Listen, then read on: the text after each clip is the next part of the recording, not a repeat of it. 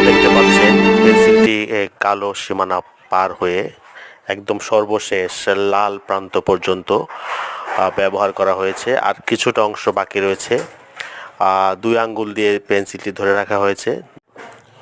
তো ভিউয়ার্স, আপনারাও চেষ্টা করে দেখতে পারেন, পেন্সিলের সর্বশেষ প্রান্ত পর্যন্ত যদি ব্যবহার করতে পারেন তাহলে আপনাদেরও একটি রেকর্ড হতে পারে। ধন্যবাদ।